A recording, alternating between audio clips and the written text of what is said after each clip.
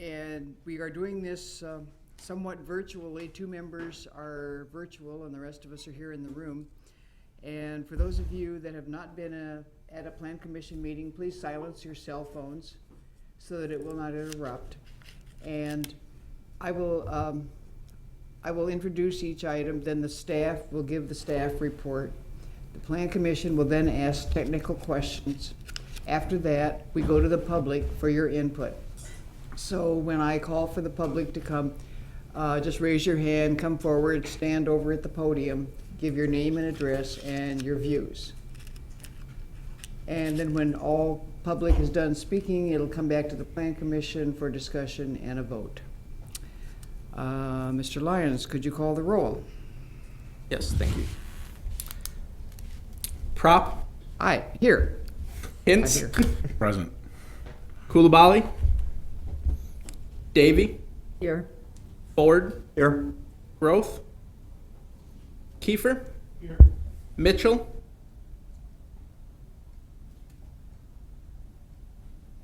I think you're muted, Justin. Right here. Perry. Here. Stengel. Here. Marshall. Here. 9 present. Okay. You have the June 2nd minutes. What's your pleasure? I move approval. Second. Any discussion? All in favor, just say aye. Aye. Aye. Opposed? All right, we have the minutes. I missed the motion a second. Was it? Sorry. It's John. John. And who seconded? No. No, Oh, Mike. I made the Ford motion. seconded. Thank you. He seconded. Okay, first item is residential design standards variance to remove shingles on a garage roof and replace with rubber at 905 Iowa Street. Go ahead. Do you want to ask about site inspections or anything? Oh, yeah, I do. I just, yeah. Any site inspections? And I accept the staff report as part of the record. Thank you. Thank you. So item 1 is a residential design standard variance request, and it is to allow exterior materials that are inconsistent with the original materials used on the house at 905 Iowa. I don't think this worked. Oh, there we go. Okay. And in this case, it is roofing. So I think that title is wrong. I apologize. But it is essentially replacing the roofing on a small portion of this house. Okay. There's the subject site in blue. You can see a mix of single and 2-family uses around there. It is a corner lot. So it is a little bit prominent, but as you'll see, the area in question is not very prominent. Just kind of showing you a little bit of overview of the subject site there. Mark, if you want to, I guess, go to the next one, please. Is it not working for you again? I think so, okay. That's an aerial there, just kind of showing you the region of the roof there that they're looking at, and you can kind of see the similar scale from the aerial of between the subject property and some of the surrounding properties. There we go, okay. The code references that are in question today, or that apply in the zoning ordinance, are the one that we see quite a bit, the exterior materials used for new additions and changes having to be the same materials or combination of the same materials as used originally on the house. And then section 30-241D3C, which prohibits patchwork. And so we want to maintain aesthetics in the community. We want to maintain aesthetics for residential properties. And so anything that results in patchwork or multi-textured appearances is not permitted. Here's a Google Street View image just looking at the subject property there. You can kind of see right where Mark's cursor is there.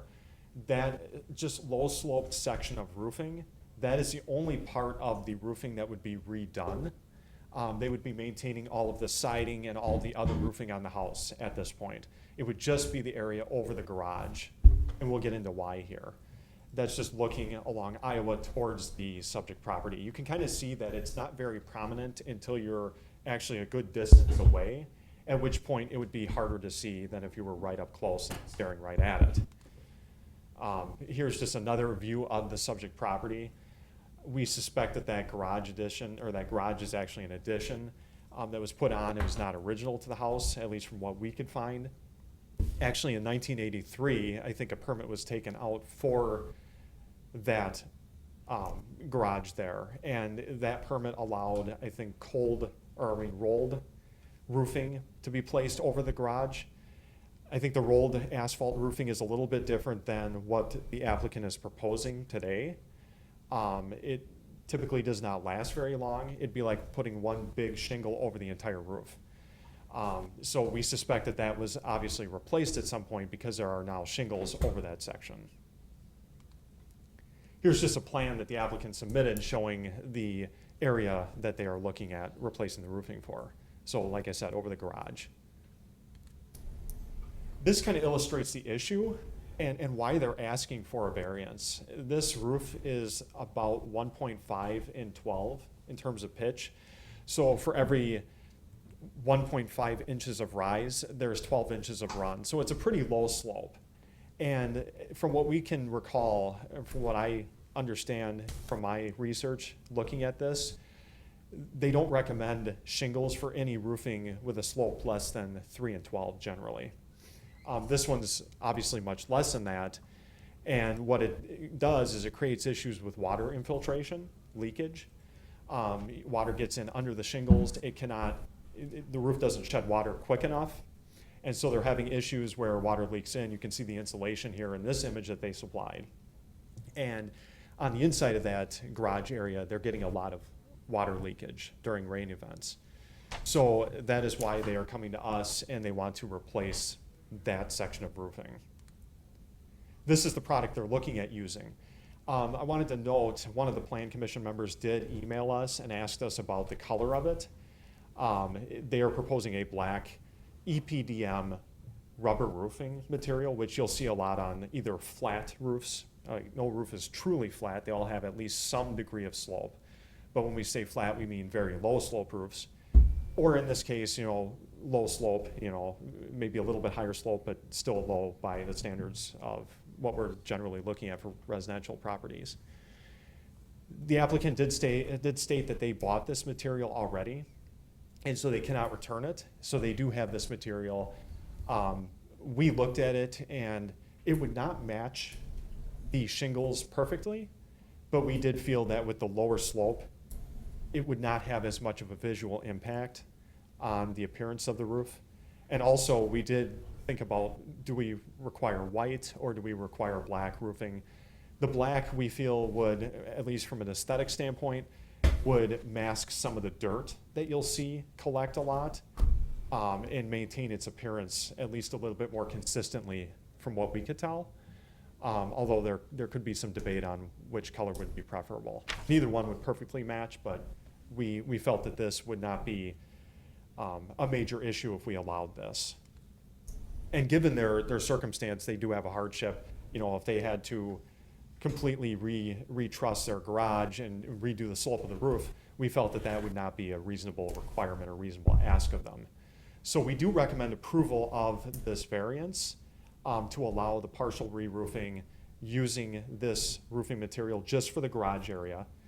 And with these conditions here. So the fact that this is narrow in scope, it would only apply for the re-roofing, as I mentioned, for the garage roof. And any future work, as we've often required and as staff we've often recommended, would still have to come through the Plan Commission if it's any work that would require deviance from the design standards. So they would have to comply with the design standards for any other work they want to do unless they come here and get approval. And as I mentioned, our finding with this is that due to special conditions, in this case, the low slope of the roof, a literal enforcement of the zoning ordinance provisions would result in an unnecessary hardship. Okay, thank you. Are there any technical questions? I have one.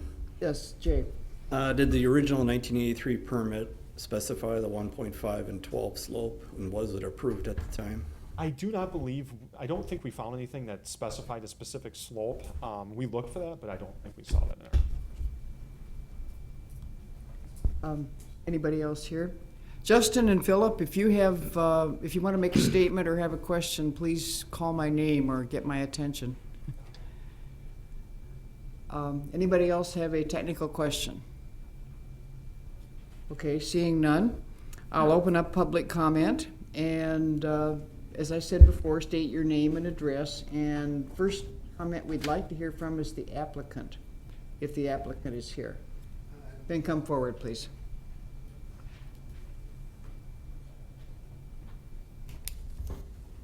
I have no questions at this time. The only question is why you guys would debate whether it's white or black. That's what I went around with in the beginning. It makes no sense. My original shingles on the house are not white. They're gray and black, so that's my standpoint on why the black rubber. You know, the black rubber, that roll alone's $1,400. Try to find white rubber, good luck. Paint it, but then you're gonna be painting it every 5 years. You know, that's what they do to RVs. It's my only dispute with it. Okay. I speak with the suggestion of white roof. Yeah, I well, know. I think the staff is suggesting black. Well, They're agreeing when with my you. call started, you know, months ago when this started, they told me I wouldn't need a variance hearing if I used a white rubber, which I just felt was stupid. So that's all I have on this. Okay. Anybody else from the public wanting to speak on this roof question? Anyone else want to speak? Okay, if not, back to the commission. We need a motion. Motion to adopt the findings and recommendations as stated in the staff report. Second? Is there a second? All right, discussion by the commission. Justin and Philip, do you have anything you want to say? No? No. No, thank Anybody you. else? John? I'd just like to ask one question because of what the petitioner brought up. Did we actually suggest white to start out with this? Because that seems really odd. We did, looking at it, white may fit better. There's a sustainability argument that could be made that white would be a better roofing color. But talking with the applicant, looking at the facts, staff agreed with the applicant that black was his best solution. Just curious where the white came from. That came from me, from a sustainability standpoint. I questioned why it was recommended to be black. Okay, any more discussion? All right, then call the roll. That's me. Kiefer. Aye. Mitchell. Aye. Harry. Aye. Stengel. Aye. Marshall. Aye. Hintz. Aye. Davy. Aye. Ford. Aye. Prop. All right. Carries 9-0. Okay, next item is residential design standards variance to allow window area closure and reduction on the street side facade at 48 West 12th Avenue. And were there any site inspections? And the chair will accept the staff report as part of the record. Go ahead, staff. Thank you. So today here we are going to look at residential design standard variance for a street side facade and 48 West 12th Avenue. It's going to be for one window area closure and one area reduction. Here you can see the subject site. Currently it is zoned TR10, which allows single and multifamily use. To the west, you have a little bit of mixed use with some commercial properties on Oregon Street. Just to the east, you can see the arena there and Main Street. The applicant did apply for a change of use permit along with some remodel plans. So this is going to be hopefully going from a multifamily to a single family per the applicant's wishes. And it is a corner lot. This aerial image is a little bit more zoomed in, just to give you an idea of what some of the other roof lines look like in the surrounding areas. Again, the uses to the direct northeast, south, and west are a mixture of single and multifamily use. So what we're going to be looking at here is the code reference of existing window openings on front facades and street side facades shall not be closed or filled. There's a little picture that'll help you see what we're looking at. The picture on the left is what is currently there. I don't know how to use this. You can't, I've got a point with this. Okay. So the far left window is what's going to be closed. And then the next window there is going to be, it's going to be a new white vinyl window. It's going to be rewrapped with the same brown metal cladding. And this is to help with the kitchen remodel that's occurring on the inside. We'll go to the next picture here. So those are those two windows, the one on the right being the from the previous picture on the left there. So I believe the remodel plans show for kitchen cupboards and cabinets there, which wouldn't be able to be structurally appropriately hung if that window was still there. And then the window to the left, there's a sink that's proposed to be going around that location. And so again, that upper part of that window will be a new vinyl window. The applicant is also proposing, I guess there was siding left over from when this was last sided, and that's what he plans on using to match with where the windows are going to be closed.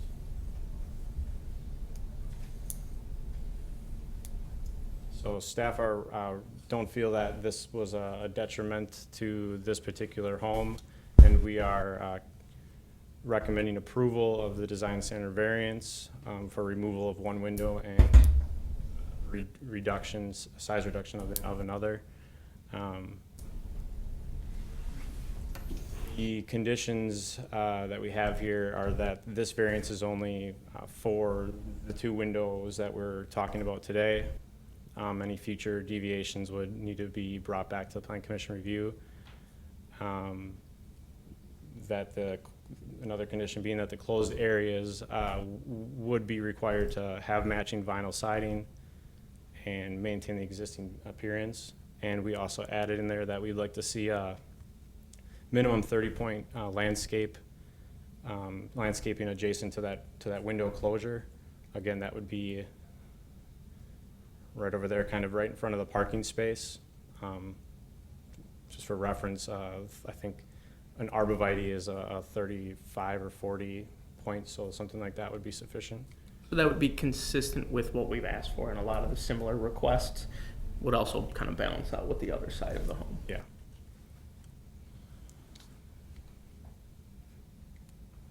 Okay. Did I miss anything? First time doing this, so. Okay. All right, thank you. Plan Commission, any technical questions? Yeah, John?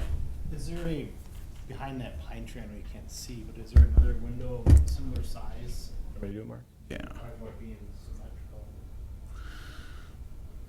Yeah, there are windows there.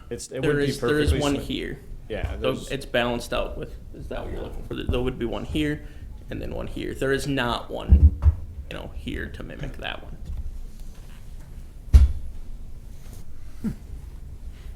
Tom?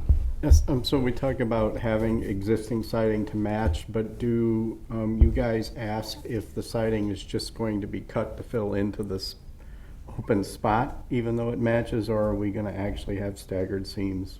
Is that part of the requirement? There's nothing in the code that would require it. It's something, I guess we could discuss. The applicants here, we kind of ask them and see what their plan is. Any other technical questions here? Philip or Justin, you have any technical questions? Nope.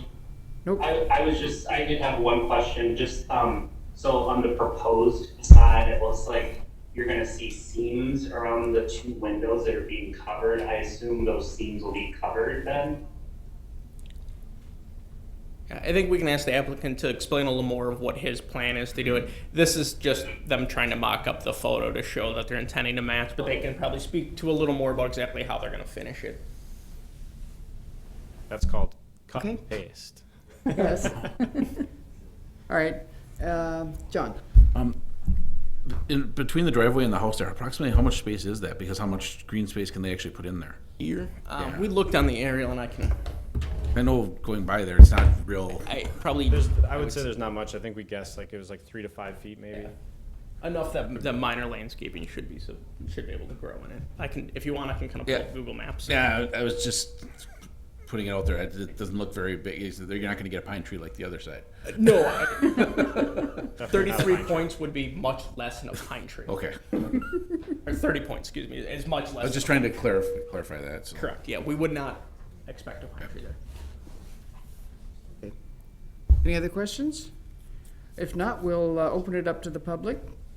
And again, come to the podium, state your name and address and your views, and we'd like to hear from the applicant first, please.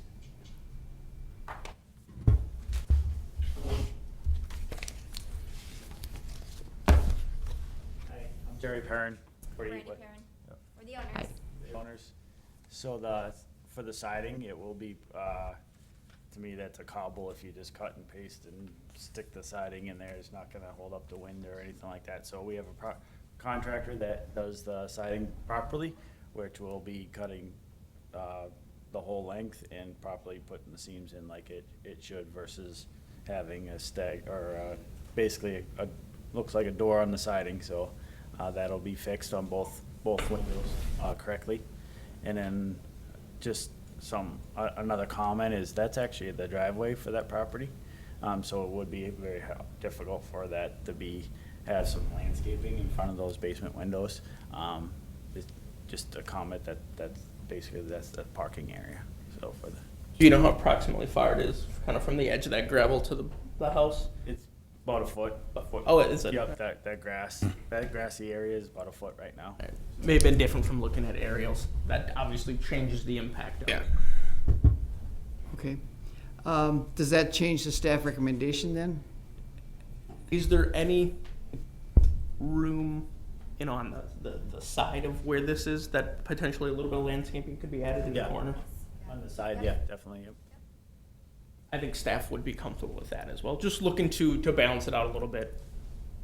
Landscaping on the other side Here. of the You're talking on the left side of the house, correct, Mark? Correct, more around that corner. Yep, there's about 3 feet between the fence, the neighbor's fence, and the house. So potentially could get either a small arborvitae and there 2 shrubs to accommodate that.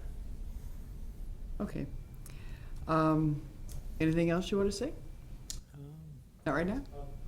One other question is, probably not for this meeting, but maybe for later, is the recommendation on garbage placement. So maybe someone can give me guidance on where to put those and because the neighbor across the street was telling us there's strict recommendations of where to store them. So maybe after this week. We'll have staff follow up with you tomorrow. Yep, okay, thank you. Sure.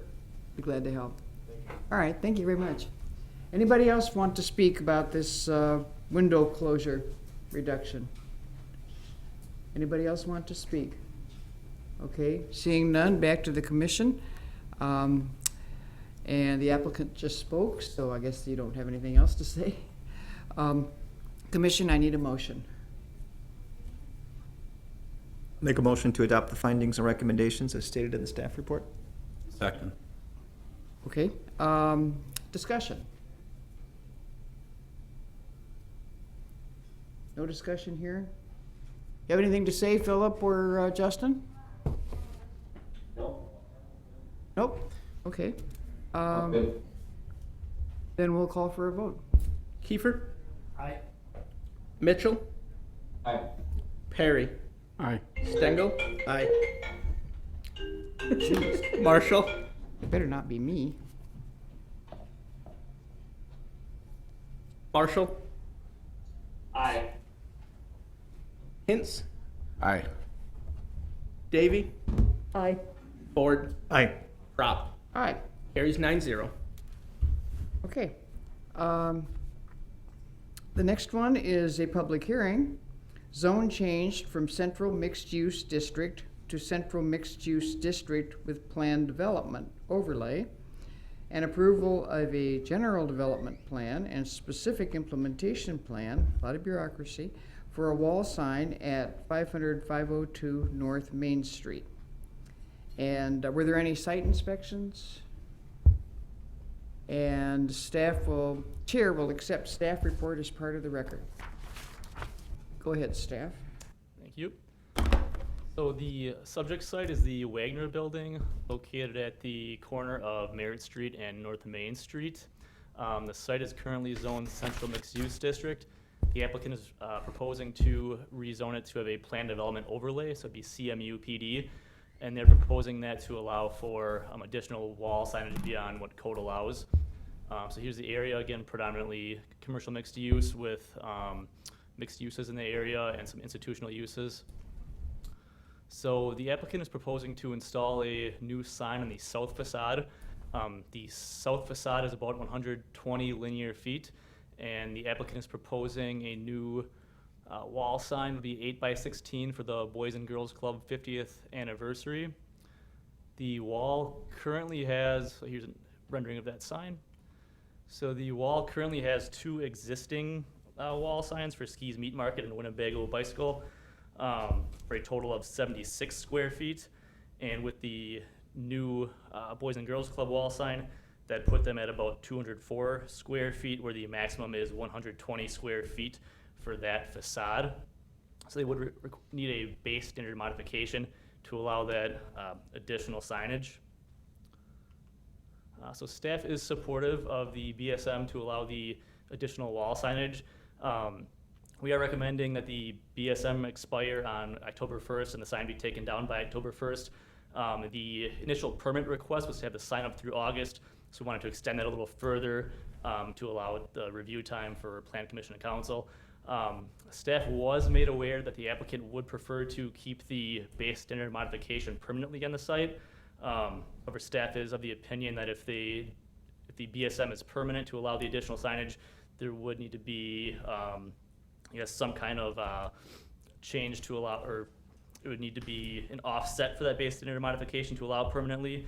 Likely, we'd want to limit other wall signage on the site to allow that permanent base standard modification. Okay, technical questions. John?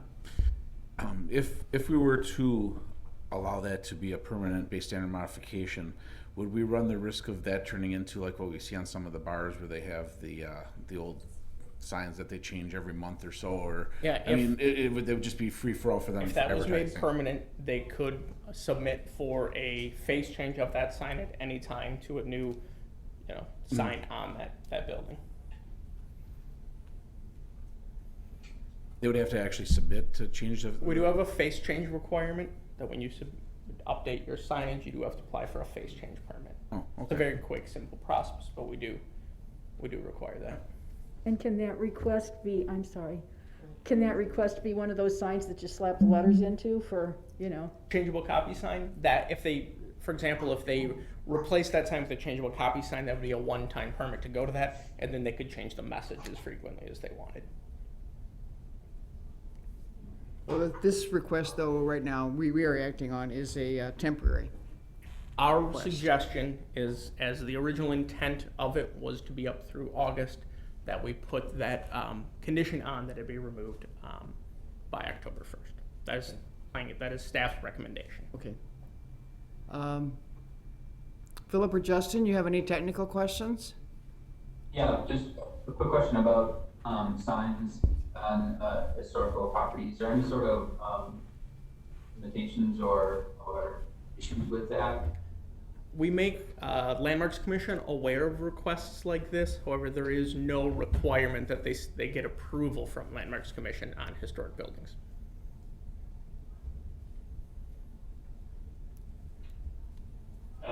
Is there, how long will the sign be on the building? The original mural request from the applicant, the original request from them was through September, I believe, or August 31st? August. Through August. Because of the time to go through the plan development, and we've extended the process for them to get approval a little longer, we're suggesting moving it out to October. I'm sorry, it's just really hard to hear. So is the sign just going to be up for about a year then? It would be up until October, so that's 4 months. Okay. Is my math right on that? Yeah, about 4 months. Another question. Are there other, some other examples where the city has approved a sign in a place that traditionally wouldn't have one like this? We have done base standard modifications for increased wall signage in the past. This is, a request. That's where we talk about if it would be permanent. We would ask to limit signage on other side of the buildings, which would be consistent with how we've done those requests in the past. Just to follow up, there's, that looks like a great sign and a very good cause. Is there any sort of precedent that's being established where, let's say that Chris, it's really motivated on a particular social justice cause or behind a particular candidate, that he can come back and set a precedence by allowing something like this here, high profile area and right in the middle of town? So it does need to be on-premise advertising. So someone would have to have a physical presence in that building to have a sign on the building.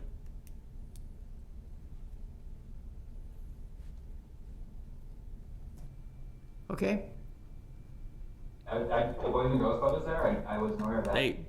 They have an agreement with the owner to be in that building. okay, I have a question.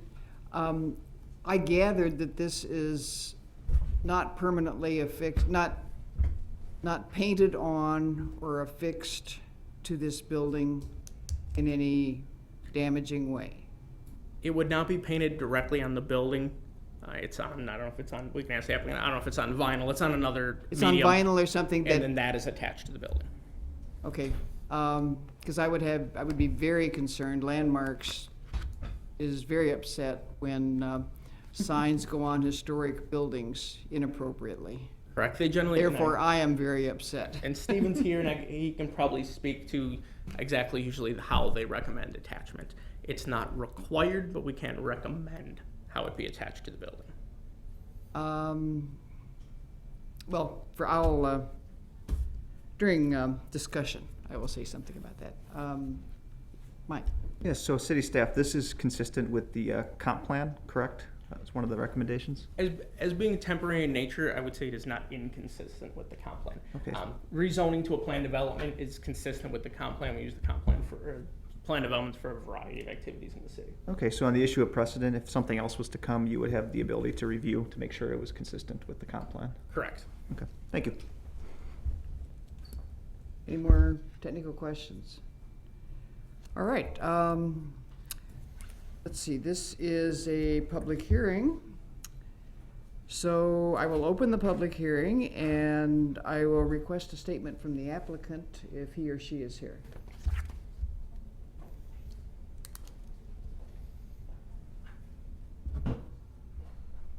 Hi, Chris Hi. Hobson, 502 North Main. What kind of statement do you request, Kathy? What would you like to say? Oh, I mean, not much. I think this is pretty straightforward. We've been over it 1,000 times. It's been a public discussion ongoing. I have a question for this commission. As the building owner, I'm presuming it's apparent to everybody that the intent is to get this sign up at this location. I have no intentions of putting any other signs on that wall, ever. That wasn't the point. This was the way to get a celebration of the 50th anniversary for the Boys and Girls Club up at the location that was their first home. And it's ongoing with a bunch of other stuff happening. This just happens to be the methodology that makes that work to some chagrin, even though we are still of the opinion that this is probably a mural and not a sign, which makes us a lot easier, but that's a discussion we've already had. My question is, the application I submitted for this sign did not contain any times, because there are no times required with the PD. That was added as staff as a recommendation. I don't know that we can write in something that makes you all understand that I have no intent of putting any more signage on that wall, but this makes the PD sort of pointless because it's 3 months, and it makes it expensive for me to come back and remove a PD that I didn't want in the first place. So that's the concern I have as a property owner. We don't want the PD on there. We want the sign on there. If that's the only method to do so, I'm fine with that, and we'll do it to make it happen. But I don't want to come back and pay the same amount of dollars to get it reversed in the future, because there's no reason for a PD to be there. Make sense? Okay. Then I'm going to ask the staff, is there such a thing as a temporary PD? There is not. There's not. The only And so he would literally have to pay to come back through this commission. Or it be the city could choose to initiate a zone change request if we chose to remove the PD in the future. The only method in our current ordinance for the sign as proposed to go on the building would be to go through the plan development. However, Mark, I don't want to, oh, sorry. What did I Just a miss? quick question, could you paraphrase, I wasn't able to hear parts of what, Chris had said. Can you talk in the mic a little more? John, you want me to paraphrase? If you could. I can. Can you hear me now? I can, I think it starts to cut off if, the speaker talks fast. It starts to get lost a little bit, I apologize. No problem. Very slowly. The intent of this was initially to be a mural. It was found to not be a mural. So the only way we have to get this sign up in celebration of the Boys and Girls Club's 50th anniversary is to go through the process of deeming it a sign, which requires adding a PD, which as the business owner, I don't want in the first place. The recommendation of there being an end time came from staff. So if I don't want the PD as the building owner, I then have to come back to see you again to remove the PD, pay the same amount of fees, and spend the same amount of time for something that, purely my opinion, so forgive me, shouldn't have been done this way in the first place. Could you hear me? Yeah, I think he's nodding. I think he did. Excellent. Okay, and to my question earlier, you're going to affix this sign in such a way that will make the Landmarks Commission happy? Always. I thought so. You know the building very well. You know how well we take care of it. Yes. So my point before I had to paraphrase was, I believe, and correct me if I'm wrong, Mark, this commission can approve this as written, correct? This commission has the authority to recommend how they see fit. So can they approve this as it was applied, or do they have to follow staff's recommendations? They could add or remove any condition they see fit. Fully knowing that it goes to council next week anyway, and the final decision is theirs. So whatever you decide is great, but the whole process is just fine. I understand why we're going the route we are. I just really don't want the PD there as the building owner in the first place, and I don't feel like I should have to spend that same amount of time and money to come back and remove it in the future, when we're only talking about 3 months, not 4. It'll probably only be up for 2, and there's certainly no prorated dollar amount to pay for a PD that only lasts for 2 years instead of in perpetuity. Okay. No, I think we understand that, and we're not in a position, I think, to change the ordinance, but perhaps the council. No, but as I understand it, what you can do is approve it as written without recommendation, which would be my ask, because I didn't write it with an end time. It's at least medium valuable to me to know it's there and I can use it as a property owner. It's pointless to me to say in 3 months it expires. Okay, I'm Makes not sense? sure I understand that point, but we can. Staff is recommending the sign-based standard modification expire with October 1st. Which means I'm left with a PD that means nothing. There's no BSM, there's no nothing to it. It's just a zone change for the sake of a zone change at that rate. Yeah, but Which actually would hinder you down the road. Correct. What if you want to do any changes because PD, we're more strict on a PD? Which is why I will come back here and ask you to remove it, of course. on the other hand, a PD can give you more flexibility. For example, in a larger sign. You know, if you, I understand you don't want it now, but in theory, it can give you more flexibility. But anyway, okay, I think, John hit the nail on the head over there. John, this is a technical question time. I mean, an applicant question time. Right, but I wanted to go on something that was said by the applicant Okay. about staff. Why was this not considered a mural? It does not meet the definition of our mural ordinance or as is defined as a sign in our ordinance. Staff denied it based on that. Public Arts and Beautification weighed in and agreed that by our definitions, this is a sign. And I This just is not a wanted, mural. because I don't know what defines a mural. I don't think most of us do. By our code definitions, this is a sign. Okay, anything else, No. Chris? Any more questions for me? Thank you. You'll have an opportunity to come back if nobody else wants to speak. I'll be nearby if you have questions. Okay, Are you going to be one to speak? Maybe not. thank you. Anybody else want to speak to this PD? You do? Good afternoon. I'm Carola Youngbacher. I live at 1215 Bayshore Drive. To give you some historical perspective, I have lived in this town a very, very long time, and in fact was part of the original Landmarks Commission, and in fact ended up chairing it for several years way back when. And if you'll grace me with the opportunity to not tell you how far back, that would be Greatly appreciated. I'm here because we also, as a family and as business owners in this area, are very concerned about historic events and historic buildings and the whole image of Oshkosh. I am here to advocate for Chris's position. I think to make it complicated for a business owner to do something civic is counterproductive to us. It is something that we are striving right now. We've done the Mural project. We've done all sorts of things. And here is Chris offering to help a celebration of a very vital part of this community, one that has done wonderful things for us. And I think at worst, we can define this to suit everyone by saying, okay, it is in celebration of something. It doesn't have to be up forever. The changes don't have to be forever. It is a token of our appreciation for a community endeavor that everybody, I think, that I know at least, has supported for many, many years.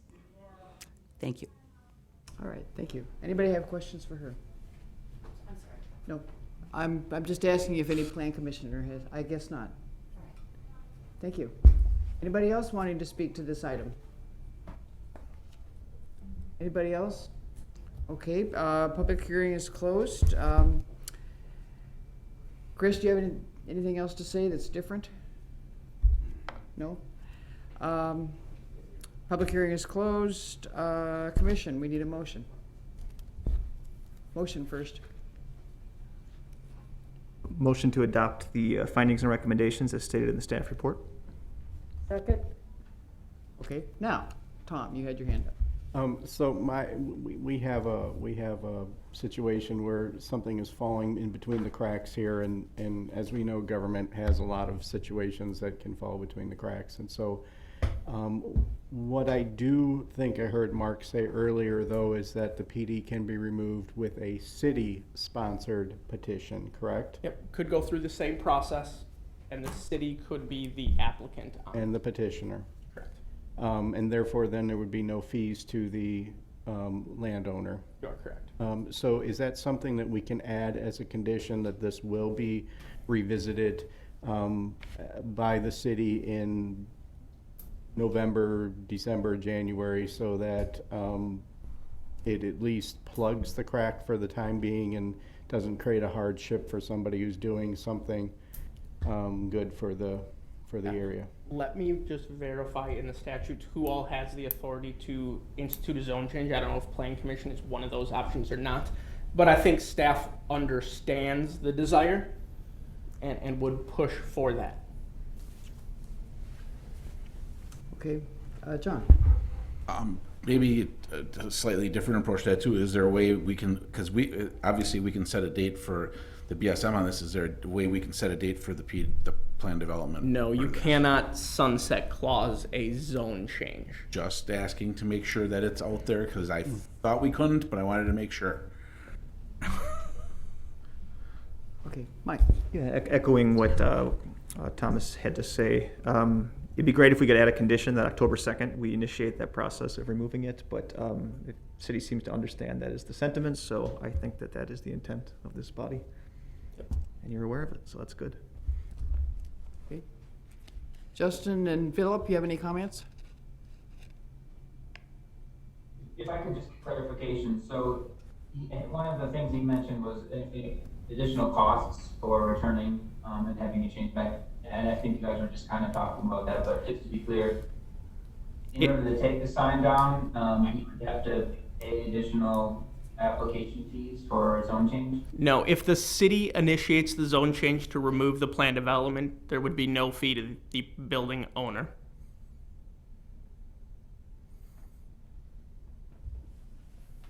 Okay.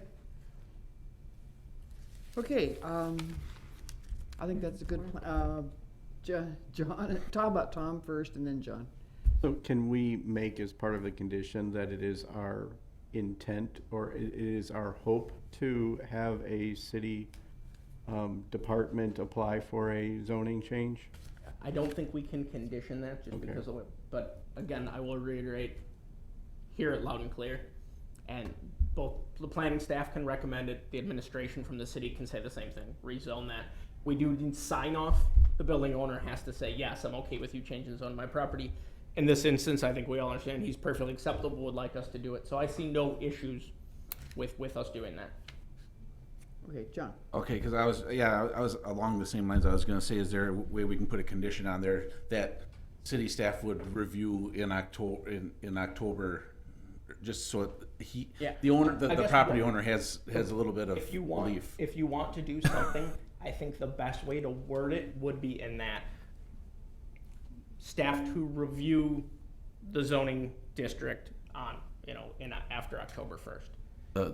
Because we can't actually require it through a condition, but you could put a condition on that staff will review the zoning district after this date. I would like to offer that as a friendly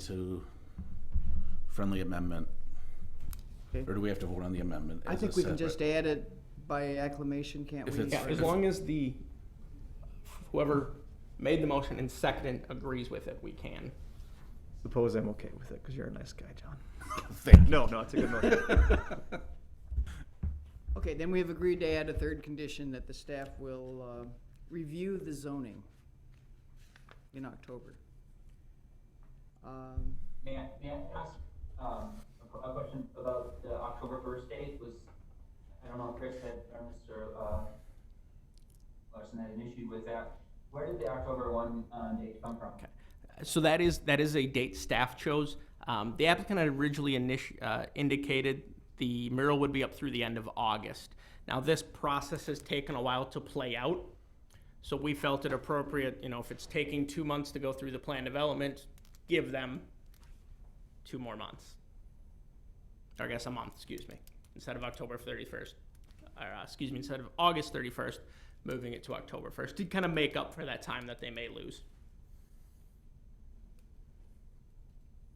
And what was Mr. Larson's position on that date? Are you? If the plan commission wants, they can have the applicant come back up. Yes, Chris, you may come forward, and because otherwise people won't hear you. We're both coming. What was your position on the October 1st date? So I'm Tracy Ogden. I'm with the Boys and Girls Club. The intent is that the mural will be removed, or the sign will be removed by the end of August, because the club's 50th anniversary celebration is August 30th at the Boys and Girls Club. So we only wanted it up throughout the summer to, celebrate the Boys and Girls Club on our original building. It will then move to the Boys and Girls Club for a permanent home at the end of August. Oh, all right. Yeah. So I mean, if they want us to, we could move that date up. That we were just trying to at least give them. It doesn't matter to me. That's a Chris decision, but it will be gone by September, so it doesn't. Okay. Doesn't Better matter. be either. Any date. Or Any no date date. after that. Okay, thank you. Thank you, everybody. Do we want to leave a date, change the date then? Shall we Petitioner review said he in was okay with September? it. He said Yeah. it was Let's just okay. leave it. We don't have to put an exact date. They can take do it we? down. I think it's fine. Okay, Mark, where are we at in terms of date? We'll leave it as October 1st. Okay. I mean, they're welcome to take it down earlier, just and by October. If it's down and we have, the blessing of the owner, we could always move forward with the zone change sooner. Okay, great. Then I think we're ready for a vote. Kiefer. Aye. Mitchell. Aye. Perry. Aye. Stengel. Aye. Marshall. Aye. Hintz. Aye. Davy. Aye. Ford. Aye. Prop. Aye. Motion carries 9-0. Okay, item 4, public hearing on a zone change from institutional district to institutional district with a planned development overlay and approval of a general and specific development plan for a fire training facility at 221 North Sawyer Street. And are there any site inspections? And I will accept the staff report as part of the record. Go ahead, staff. Thank you. So the subject site is a former armory building at the corner of North Sawyer Street and National Ave. The site is currently zoned institutional. The applicant is requesting a rezone to have a planned development overlay, so then be IPD. So the surrounding area to the west and to the south, we have primarily residential uses, and then to the north and east and one to the south, we have a mix of commercial and institutional land uses. So the applicant is requesting the rezone to have the PD overlay to accommodate future additions and improvements to the site. They will be converting it to the Oshkosh Fire Department for a training facility and office space. Right now, they're proposing to install a fire training tower, shown on the left there. So the tower will be about 38 feet tall and will be located between the street and the principal structure. So they will need two base standard modifications, one for the height, as the maximum height for an accessory structure is 18 feet, and one for the location, as accessory structures are not allowed to be located closer to the street than the principal structure. So the fire department is proposing that location as it has access to a fire hydrant, and it's also located within secured existing chain link fencing, so that provides an effective and safe area to conduct their training. Here's a rendering of the tower, and that's an image of what the tower will look like. So here's a view of the property to the west of that parking lot where the tower will be. There are some residences there. Staff feels that the existing overstory trees that are there serve to screen the fire tower from view. So we are not requesting any additional plantings, as we'd require evergreen plantings typically that only be about 4 feet tall a planting. So leaving these existing trees would better serve to kind of mitigate that view of the tower from the neighboring properties to the west. We did receive some concerns from the neighbors to the south, as they have concerns about the view from the residences to the south for the fire tower, as well as the training exercises that will be visible from the south. We may want to add a condition that slanted or interwoven chain link fencing be installed for privacy. So it's an option to install privacy fencing potentially. So I did hand out a copy of the correspondence we got to members here today. Mr. Mitchell, Mr. Phillip, did you both get what that I sent you as well? Yes. Yes. And the fire chief is here today as well to help answer questions. So staff recommends approval of the rezone, general development plan, and specific implementation plan to allow the fire tower, and with a BSM for the height of 38 feet 4 inches, and a BSM to allow the accessory structure in front of the principal structure. Okay, technical questions. John? You said that the city would be amenable towards the slatted fencing and whatnot. I'm curious to what the fire department thinks about that type of fencing because of the intense heat that they would be generating with the fires. And would that affect? We definitely want to have that discussion with Chief. We'll call on the applicant in a moment here. We're just having questions right now. It was a question that came up from a property owner asking, could that be converted to some type of more solid screening? Right. So we want to at least bring it to this body's attention. Right. Margie? I have a question, how tall that security fence is. The fence right now looks to be about 6 feet in height with 3 feet of barbed wire on top of it. And one other note, there will be no burning at the site, so that would not be an issue. I have another question. Yep. It stated that the property had been, let me just back up. So I think I'm gonna recuse myself from a vote on this, just that I do manage the property directly to the west as part of the housing authority. So if I need to change how I'm doing this, just let me know. But I'm curious how the property was decided to be used by the fire department. And I guess the context is you have a pretty nice end of the building in the parking lot, or maybe a little bit rough with the property itself. Landscaped with trees and in a pretty quiet residential area. I know Sawyer is relatively busy, but National is a different ballgame altogether. It's a very quiet drive that probably a lot of folks didn't realize was even there. it's close to schools. There's a number of schools. Lourdes is right across the street. It's close to Roosevelt. It's close to West High School. It's within walking distance to Water Park and the other parks there, as well as the Fox River and Bauman Park over there. I'm just curious how this was decided to be used by the fire department versus, I don't know, a nice residential development. And I'll defer to the fire chief about how they kind of came to acquire the property.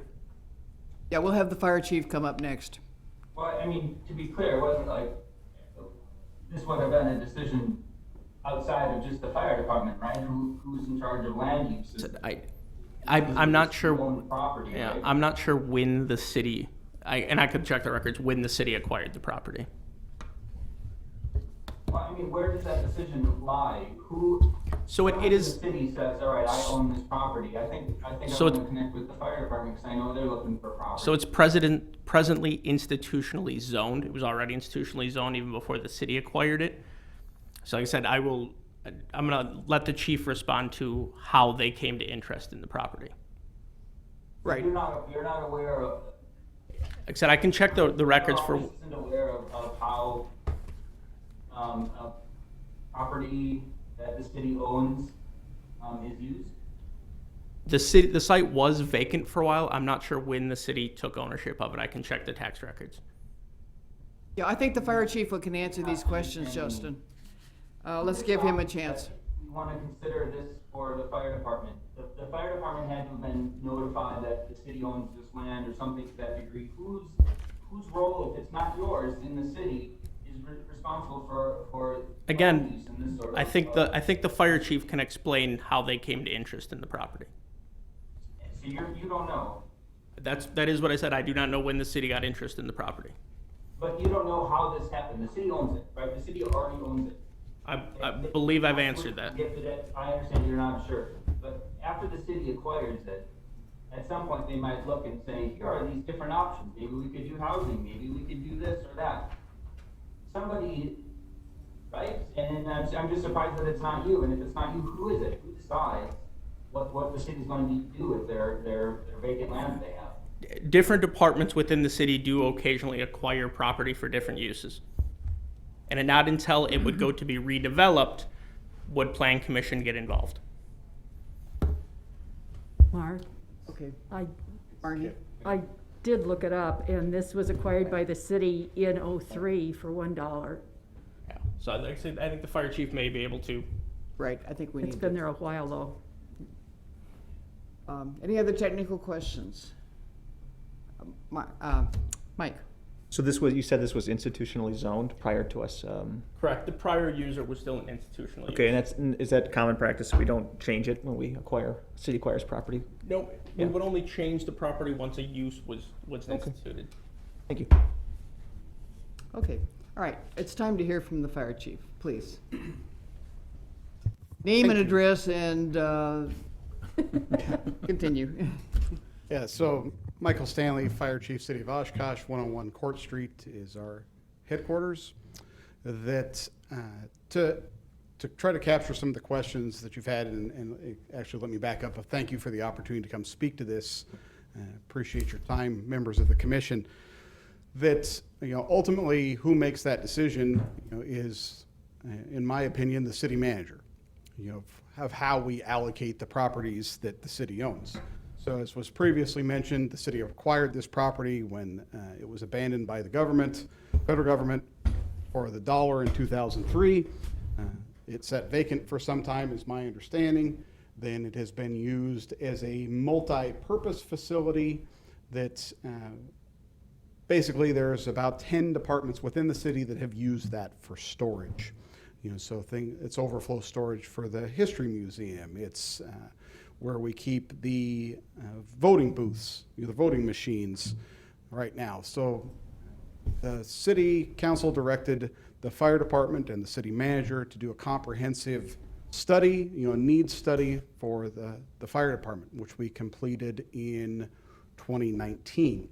That's one of the things that has been a burden to the fire department for its whole history is the lack of a training center, lack of a training facility.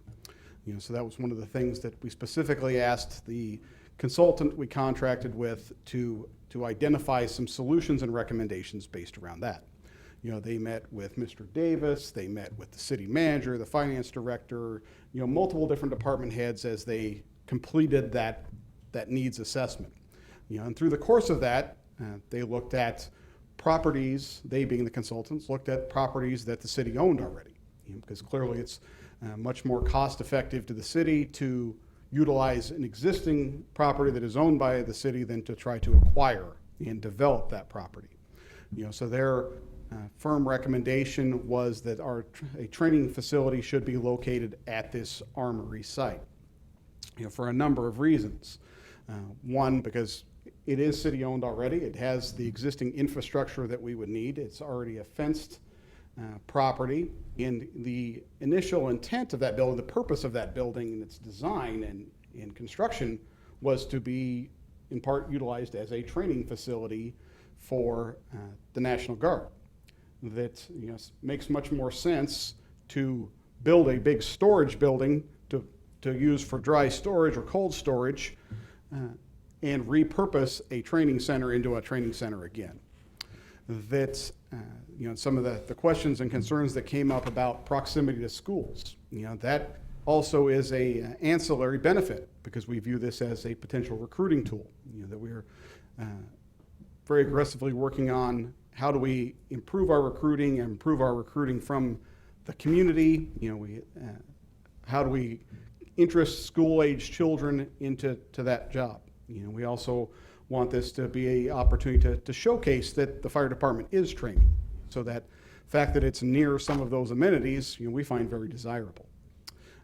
That's how part of how that came to be, that we moved forward with this recommendation of utilizing this site. Additionally, it allows us, some additional benefits with the fact that it is centrally located, because anytime that we take fire crews to training, that alters our response pattern. So if I have to move fire units from one end of the city to another for a training facility, it diminishes our ability to provide effective service. That it has a very close proximity to the central garage. So I can do one-stop shopping on my fire engine. I can go to the central garage, get fuel, get the oil changed on the fire truck, take a fleet car over here to the armory and do our training, and all in one fell swoop. So not only with the additional desirability because of the location for response, gives us proximity to other resources within the city that's very desirable. So that's what has brought us to this point. There was some question earlier about the high heat environments, specifically at with this drill tower, as you can see from that picture, it's open. So that is not a fire rated building. It does not have the functionality to do live burn evolutions in it, so we will never be having fires in that. And as you probably saw from staff's input, in preparation for this is a phased approach to becoming a fully operational training center. That as we move into those other phases, we do not envision ever, because of the proximity to the neighbors and the street, and this and the changing landscape for live fire evolutions and the requirements around that, the EPA, that we do not ever envision burning Class A combustibles like wood, that put off that smoke. So that should not be a concern about melting things, but also, pollution, smoke distraction to traffic, neighbors, that should be a non-issue. Just moments before I came to this meeting, I got the final draft from the architectural firm that we contracted to develop the phases and the training center for the fire department. I will tell you, just looking at it in the back of the room, it does not appear to me that in their timelines and scope of work and budgeting, things that they've laid out in that final draft, the slat fencing in the chain link to obscure the view. And I will tell you that I will be revisiting that with them, that has been an intention from the get-go as we phase these projects in to supplement the trees and landscaping that exist already with additional landscaping and some type of fencing to increase that, not so much the privacy of the training evolutions, but so that it changes the view for the neighbors. That, I think you got the correspondence from Mr. Lyons that we've had with some of the neighbors' concerns. I spoke to some of those concerns already over the telephone with them. I think we've addressed a number of them, so that I would urge you to move forward with this because it has some long-reaching implications. One of the things, while I'm sensitive to concerns, by everyone involved, I'm also very sensitive to the concerns of the 110 uniformed firefighters that I have to make sure are trained to effectively and safely combat these emergencies. Right now, for us to utilize a training facility in another city, that means that we have to diminish our service level by sending them to Appleton or to Fond du Lac or somewhere else, or the city incurs a tremendous cost of overtime to complete those training evolutions. That's obviously very undesirable.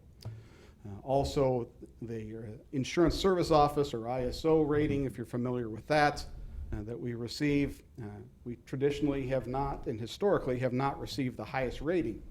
That impacts insurance rates for homeowners and business owners throughout the community. One of the primary reasons that we've been able to attain that level 1 status, which is the highest status, is because of a lack of a training facility. So this has the ramification of if we do not create a training facility in the city, we will either maintain that lower level of a 2, or we are precariously close to dipping to a 3 because of this. So, it has many implications to the whole community. With that being said, I'd be happy to address any questions you may have. Mike? Yeah, in the correspondence we received, they reference training that's currently being done. Is it being actively used as a training site already? That we have historically used that existing parking lot that you see there on the plot plan to conduct auto extrication training. So we have a junkyard bring cars in. We conducted the training last week. It takes several days to rotate the fire department through it. And I confirmed this afternoon that the training has been completed and those cars will be removed in the morning. Awesome, thank you. Margie?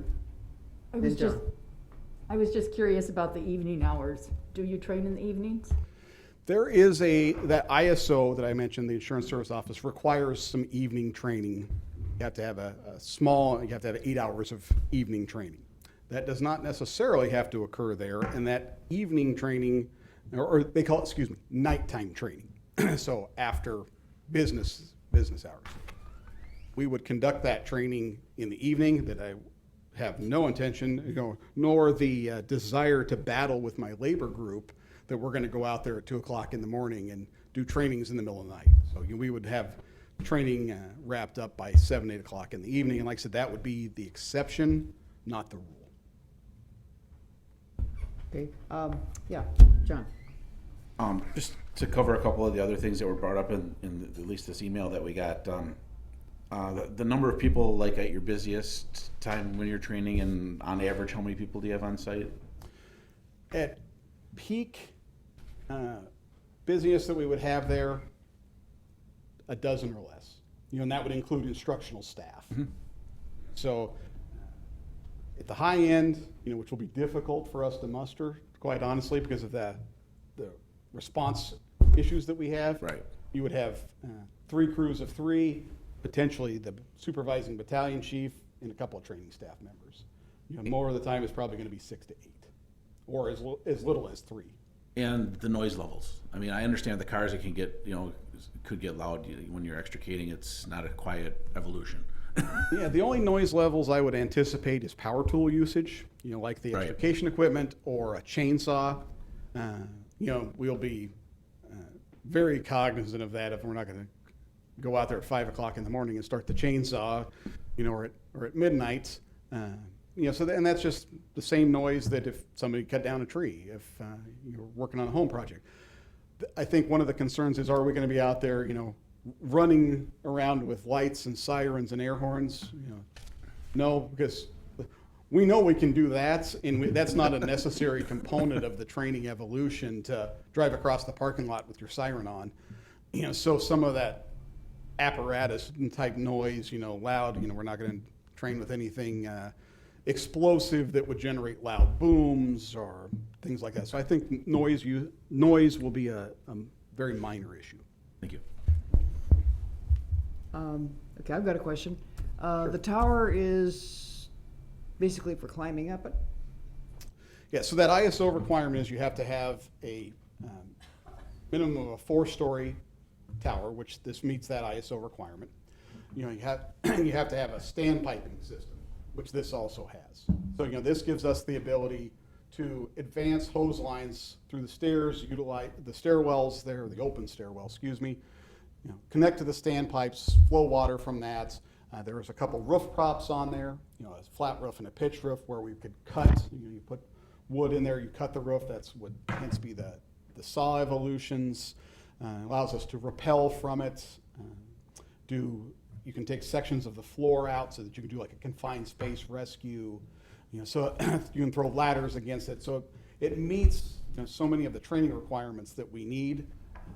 It meets virtually everything short of the ability to burn.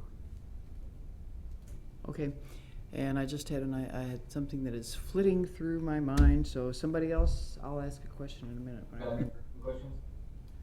Yeah, go ahead. How many other sites, or how many sites in total were evaluated as part of your search? And was there a cost benefit report that was reviewed by planning or by anybody responsible for land use in the city? That I cannot speak to because the consultants work directly with some others. I know that we at least brought forward another site up towards that the city owns that off of 19th, or not 19th, near our station 19 off Snell Road. And the council did weigh in on the facility study, or it was reported to them. That is correct. They also have weighed in on the purchase of the tower with the capital improvement plan. They've also had the opportunity to review the study and have that presented to them and ask questions around that. They are very aware of the feasibility, the architectural and engineering study for this because they've approved it in the capital improvement plan. You're talking about the tower itself? No, also the training center of using the armory for that space. So just so I can get a clear answer, nobody knows, at least nobody that's going to make a decision today here knows what sort of site assessment work has been done in terms of possible options within the community for a training facility like this outside of just represented with the one right here. So as Chief mentioned, they had a comprehensive facility study done that was taken to council. This was part of that facility study. And did that look at other potential sites as well, or no? What the consultants told me is that they evaluated other options. Take a look and do a study on this particular facility. Excuse me. What the consultants indicated to me is that they've reviewed the options and that this was the best choice that they came up with. If that doesn't... I'm understanding consultants made the recommendation for this site. Mark, your department wasn't consulted at all? That's what we're doing today, is that recommendation of whether we feel it's appropriate from a land use perspective. What the commission is doing today, the planning department wasn't involved in the land use decisions of this? The planning department is not involved in facilities studies. The planning department is... What about land use? This is land use today. That's what we're discussing. You haven't seen this before today? I mean, I just... Well, it doesn't get to you today without them coming to us to discuss, us outlining if this is what you want to do. This is the process that you must go through for the common council to weigh in and make the decision on if they want to allow it. And you didn't think that, or your department didn't think that it might be appropriate to look at possible options in the community? We're just gonna go with this one particular one because that's what's being presented? Staff evaluated the request we received from the fire department, talked to them about what the process would take to achieve what they are asking us to do, and explained to them it would go through Plan Commission and Council as we do anyone else who proposes a use to the city. Okay, I thought of my question. You want to do more training. This is going to be your chief training site. Will there be other structures or anything outside the confines of that current building that you will be, what would the site eventually look like? Correct. So we would stay in the existing footprint.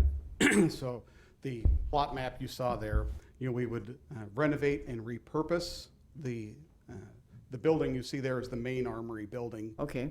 There's also a outbuilding to the north that we would utilize as well. It's an oversized garage, basically, that we would repurpose that building as well. So one of the, pardon me, excuse me. One of the things I think is important to note is that this is a deteriorating structure, and it's a deteriorating site that has not been maintained. And if we don't turn this into a training center, it will most likely continue to deteriorate and not be maintained, which will become, in my opinion, more of an eyesore. And many others that I've talked to have shared that opinion as well. That we intend to turn this into, as I met with the city manager, as I've met with the architects, I've said this needs to be the crown jewel of the city.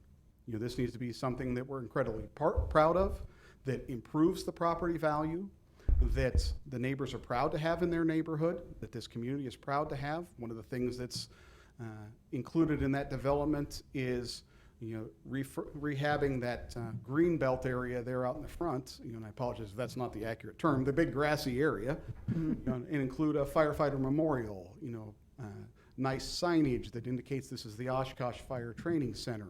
And that's been part of my conversation with Mr. Zerby, was that we want this to be something that this community is proud of and that they want to look out their door and see. So that has been the intent from the beginning, is to rehab, repurpose, renovate, to bring this back up to the high standards rather than let it continue to deteriorate.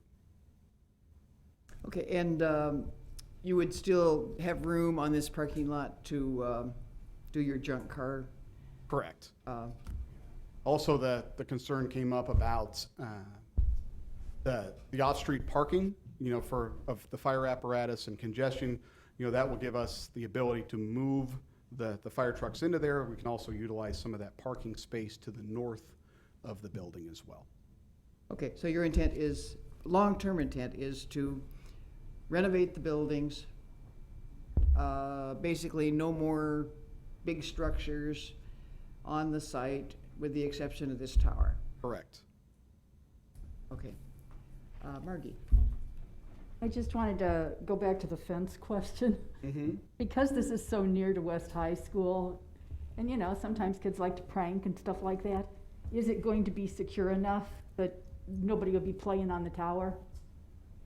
Yeah, that it's gated, it's fenced, as I believe staff indicated, there's, it was an old military facility, so it's got a 6-foot fence with razor wire around it. So, ultimately, we can't keep them out of it, but I think they would find trying to enter it very untoward. Also, there is lighting in the parking lot, so that can be a deterrent as well if it's not dark. But, yeah, if I think, if somebody is so motivated to get in there, drive a car through the fence, but I'm not too worried about them getting ambitious and crawling over that fence with the razor wire. So just for reference. Thank you. I have a question when you get a chance. Okay, it's your turn. Okay.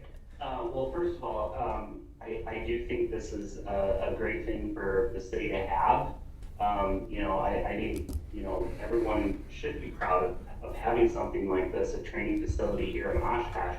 I think the question just comes down to how did the vetting process take place, and is this the right location for it?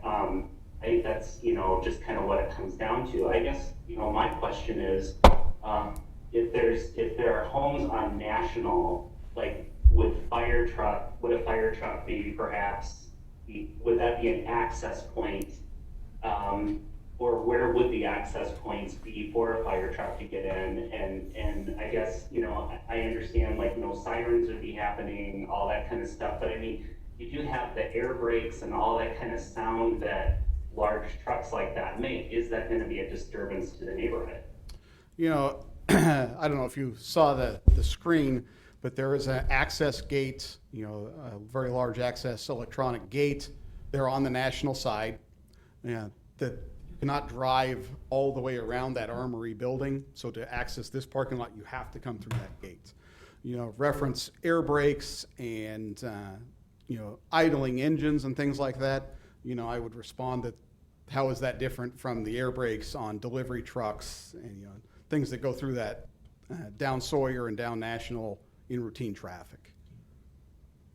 Well, I guess I don't know that we really have a lot of semis or, you know, big trucks that are going down Sawyer. I mean, this is really a neighborhood location, so I doubt if there are a lot of air brakes that are going on through there. And just, you know, an idling diesel, you know, truck like that going, it just, I just, you know, I think we're just wondering the vetting process. Have the neighbors been talked to? You know, is this, you know, kosher with everybody? You know, and my understanding is, you know, and forgive me for my, if I am ignorant to some of this process, because this is the first time I've been through this process in the city of Oshkosh. You know, so certainly not familiar with planning and zoning, but my understanding is this was noticed in the, is that correct, Mr. Lyons? Correct, this was noticed, and the typical process for any zone change would go through. I know the fire chief has had discussions with the neighbors. Yeah, and this, instead of not to be too bold, but I believe there's probably some neighbors here that want to speak after I am, so, you know, they're getting that opportunity to provide their input in a greater detail. Right. Okay, and I aired earlier, this is a public hearing, and I neglected to Yeah, I have open a it. question yet. Well, I can, if I can just have, you talk about the water hydrant, it's located on National, kind of at the, unless there's another one that I'm not aware of, but it's on the very, I guess, western corner of the property. It's listed in the material that we received as being an asset. Can you explain the use of that? Yeah, that in the phased out development, you know, that we will create a hydrant loop inside that parking lot. You know, so the fact that there's already a hydrant there for us to loop into, to connect to, is an asset. You know, in the short term, you know, we can still connect to that hydrant. You know, I envision us installing another small access gate proximal to that hydrant so that we can connect to that until the work is done to bring that hydrant loop into the complex itself. But in talking with the city's Department of Public Works, you know, that they view that as an asset because you don't have to put in that infrastructure. And that was some of the existing infrastructure that I was referencing earlier that is already there. It's already got storm drain, it's already got hydrants, it's got electric, you know, and streetlights and fencing and all those things there already. So the hydrant falls into that. Okay, I think we've had enough technical questions. If you don't have anything else right now, I do you'll not. have an opportunity to come back. We'll ask for others Certainly. to speak. Thank you for the opportunity and your time. Thank you. Thank you, Chief. Okay, now, statements from the public. Whoever wants to go first. Name and address, please. Mary D'Angelo, 1223 National. I'm all for the training facility. Don't get me wrong, I like that. I would, as it's stated here, all the windows on the north side of my house would look directly at the tower, not at the trees, because there's a big gap where there's no trees. So I would just be looking at the tower. Part of my concern was when we were notified June 4th of this meeting, that on all the maps, it showed the subject site on the north side of the building. It pointed to the north side of the building. Okay. Which, there are no houses over there. That's eye doctor's office, the gas station. As far as the hydrants, the proximity to the hydrants, there's one at the end of Clayton Court that I wouldn't think it'd be much further. I don't understand why, if you show that overhead map, okay, on the north side of the building, where that small garage is, that's another parking area. I don't understand why it can't be put there. That's my concerns. The noise, yeah, when the trucks first roll in and they're idling for a little while, it is pretty noisy. That's not a huge concern of mine, but like I say, when we first got this, I was under the impression it was going to be on the north side of the building, so I wasn't really concerned. Okay. And I don't understand why I just found out that they were looking at this side of the building, you know? Okay. And the whole area is fenced in, as far as, you know, security and that is concerned. So, those are my main concerns. Okay, thank you very much. We'll ask him to address that later. Okay, next.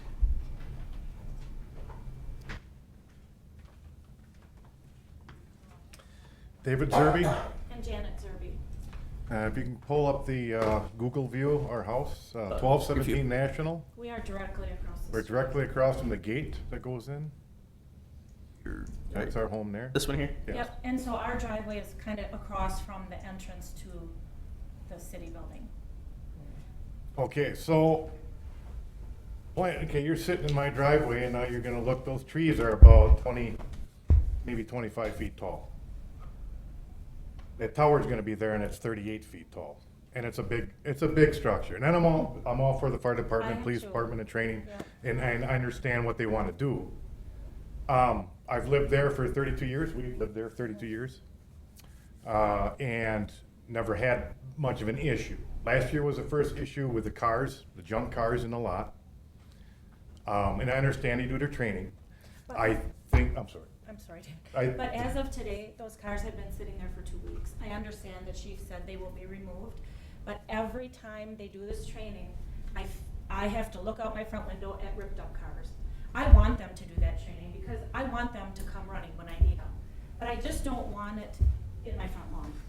I feel like, this is what I said in my email, I wouldn't expect us or any residential neighborhoods to allow chopped up cars in somebody's front lawn. And these vehicles are in our front lawn. That is a concern for me. The fire trucks, when they come for the training, I counted last Tuesday, Wednesday, Thursday. The chief had told David that they were doing the training because he called about the vehicles. They come about a week early. I counted at one point in time. I quit counting at 12 men in firefighters in uniform, but there were more people than that. So that generates a lot of fire vehicles, ambulances, fire trucks, and our street is lined with, I don't know why they don't park in that parking lot, but I am positive with that structure and the vehicles that they use for training, there's no way those vehicles will be parked in that lot because it's not big enough. It's simply not big enough. As it is now, those fire trucks are parked in my street, in our street. But I can't back out of the driveway when they're on both sides of the street. So I 100% believe this should happen. I believe where we're talking about this tower is a horrible idea. Another thing I thought of when the chief was talking, there's a young man that lives down at the end of our street, because our street is one block. It's not a busy street. There are no semis. There's not a lot of traffic. There's a young man that I've seen climbing that fence. So whether or not the high school kids will do it, I don't know. But, and I'm sure the child would get hurt if he got to the top where the barbed wire is, but it's not stopping him. And that's broad daylight. So, sorry, go ahead. No. With being said, that structure, I've worked on it for 7 years. I am an electrician with the city of Oshkosh, and I'm very upset about this whole situation because, so basically what's gonna happen is all the institutions, that building is full of museum, is full of the voting machines. I actually did the rooms for the voting machines. We have probably 25 tons of stuff from the electric department that are stored in the north lot. The whole garage that we have now is ours, well, we have utilized, which we'll have to move everything, and that's fine. There's no reason that tower cannot go on the north side. There are no homes. There's no residents. No residents. On that north side The of only the thing building. there is the west side, there's the apartment complex on, I'm not sure what that short street is there. Is that Clayton? Clayton, Yeah. on Clayton Court. There's also a fire hydrant at the corner of National and Sawyer. Right, but to put the tower on the other side, if they needed the hydrant, they can come off the end of Clayton. And the works department can put the trench into that yard and put the hydrant right in the side of the yard. It wouldn't To put disturb that anybody, even if the fire truck still came on National to park in that lot. There'd be more room for them to park, Yeah. because this is a huge structure. And if they use a lot across our street for parking, that's fine. one thing. That's fine. We need to be able to back out of our driveway when this is going on. Now, I'm still working, I'll be working for a few more years. My wife is retired, she's home every day, she sits outside. She can't do that when they're out there cutting up cars. It's just, And- I don't and think it is- any of you would want this directly Across? across the street from you. I don't believe it. We've been, like I said, 32 years, and to have the tower directly, now, two, when we got the first, the letter, the way that arrow would show it, I thought, oh, it's gonna be on the other Like side. Mary said, we Not a thought it was big on deal, the we north. might see the top 10 feet of it, and that's Right. it. And Right. everything, the commotion will be more on that side where Right. there isn't anything. Right. But now with it being right in front of Mary's and our home, it's gonna cause. I honestly believe, I don't know about Mary, I believe that David and I can't live there. No, I would have to If sell, this- and my house would be worth $30,000 less easily with Our that daughter's a tower. realtor, and she's very concerned with how we would try to sell, with this literally directly in front of our house. And the commotion, like I And the said, commotion. if there were more trees on that side, and there were 35-foot trees lined on that side, on the They're not. inside of the fence, They're not. that would help, but it's not. It's literally open. I stood in our front lawn this afternoon and took some pictures. From my front lawn to that parking lot is an open. Okay. But anyway, No, I think you've made your points Yeah. very well. but there's a lot of options, I think they can do it there, but the other side. Anything can be done. We do it every day in the city of Oshkosh. We dig up every road there is. I'm just saying, and we put in stuff, you know. The one thing I wanna see, if they're gonna go forward with any training center there, like, if they were gonna do this with a privacy fence, we need to get the cart here. Or, I'm sorry, the horses before the cart. Often, the city does things, and things sit for 3 weeks, and then, you know what I mean?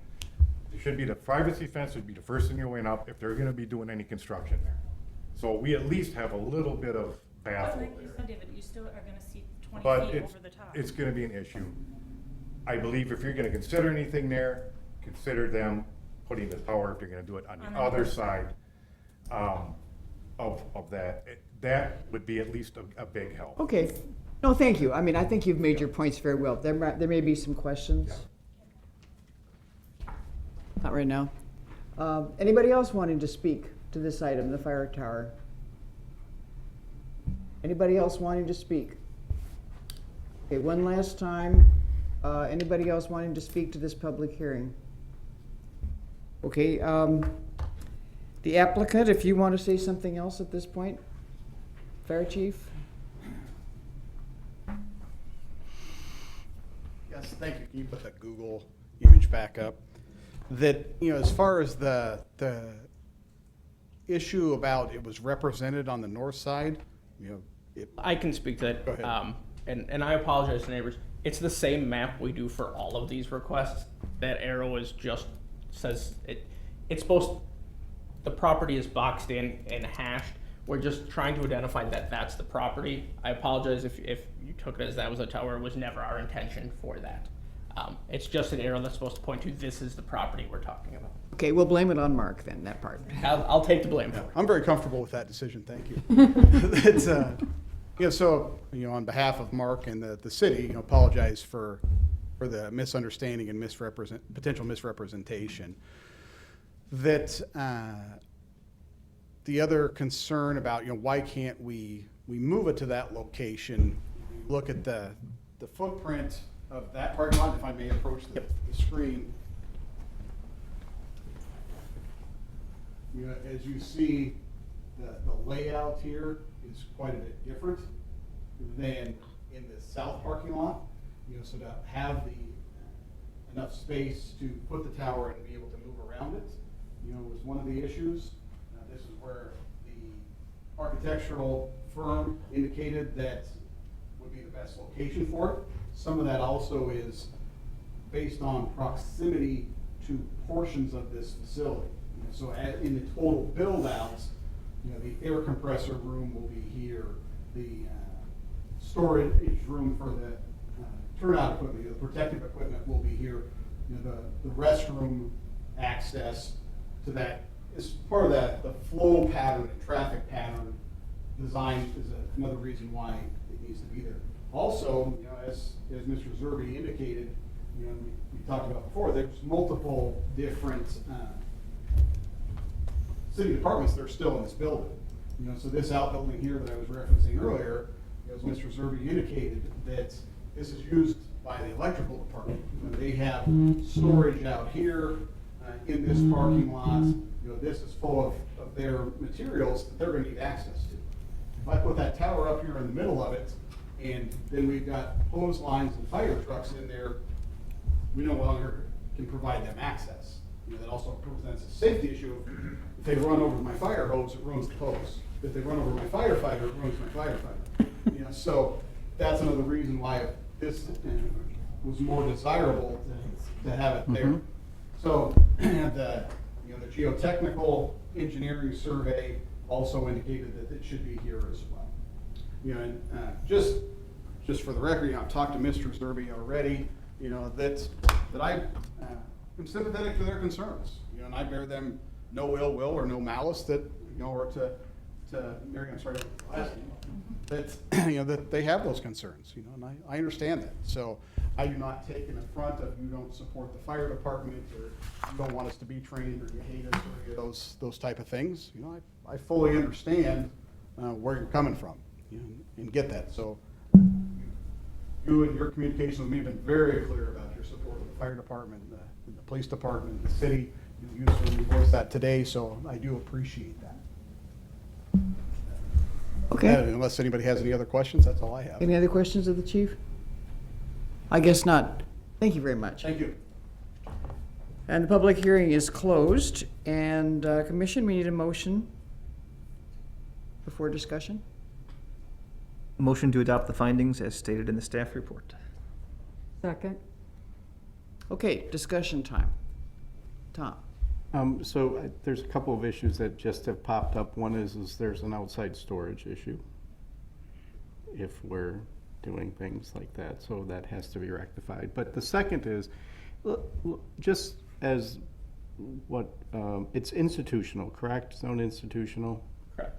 So if the city were to abandon the property, what could potentially go in there besides the fire tower? What are other uses that could go into institutional land?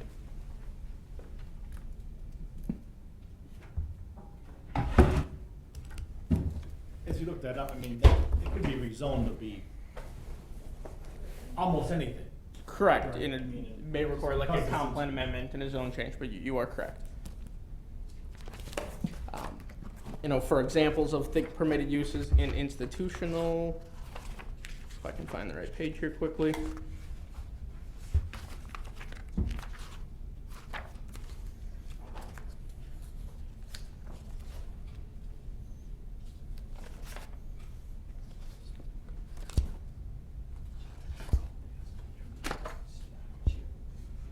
So, like, by right permitted uses would be things like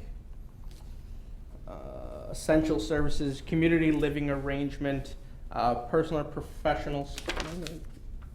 Yeah, personal or professional services, a daycare, things like a church.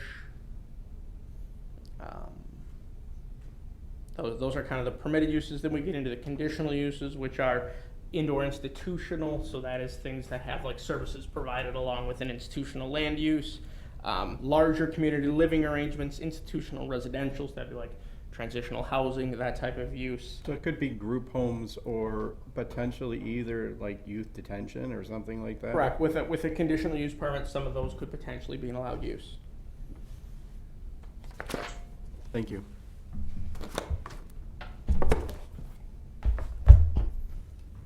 Anybody else have anything? Margie? I just wanted to say that I totally understand where you're coming from. Where I live, I've had an unpleasant sight for the whole time we've lived there, you know. But I do think that this is a really good choice for reuse of an existing structure. And I think it's a nice place to do this because it will have a lot of recognition for the students and for, I mean, it sits between two schools. I think no matter where it was going to be plotted, there's going to be somebody who's going to live across the street unless you put it way out in the boonies. And so I guess I would be thinking that we should accept this. Thank you, Margie. Anybody, Justin, either you gentlemen have anything? Yeah, I'd like to go when there's a chance. Go ahead, Justin. So I was looking at this at two different fronts, and so first I'd like to just start out with the whole plan side of it. Stepping back from, regardless of if it's the fire department or a business or whatnot, this process seems to be somewhat of a failure of municipal planning and vision in that my knowledge, at least what I tried to pull out from conversations in this session is there really was no discussion for kind of a golden opportunity. The city they've acquired a plot of land, and no discussion whatsoever was involved planning, involved the comprehensive plan, involved the documents that were intended to guide the city on land use. None of that was consulted in what should we do with this 3.37 acre plot of land that is within walking distance of 3 schools, multiple parks, the city's key, the region's key water park, and we're just supposed to say yes because the fire department they need it. They need a training facility, and as a result, and I fully support their effort to get one. We're just going to give them this plot of land without any evaluation as to what would be the best use of this particular plot of land. Could it be that we could get another housing consistent with the city's goal to increase population density? Maybe you could have some really nice landscaped, smaller rental units there, or any sort of mixed development, anything. And that's not a discussion that's even taken place. And so fundamentally, I think that it's a vast failure on the part of the city that this is at this point already. I asked about other sites, and I strongly disagree with the notion that wherever you go, there's going to be people opposed to it. I mean, you're talking about doing something that's largely in a residential area and a non-residential activity. And I know that this was a non-residential activity, but this site hasn't been in use for a long time. As long 15 years or so, I've barely ever seen anybody there. You could name a number of places. Maybe next to their fire station on Snell, they've got fire station number, I think, 19. Maybe there's going to be new vacated Oshkosh Corp spaces as a result of their transition into the new facility. There's a new Fox Valley Tech high level or industrial training facility that's on a high visibility area right off the highway, Avarenzi. The St. Vincent de Paul's area where that's just sitting vacant, and there's institutions around it, Advocap and warehouses.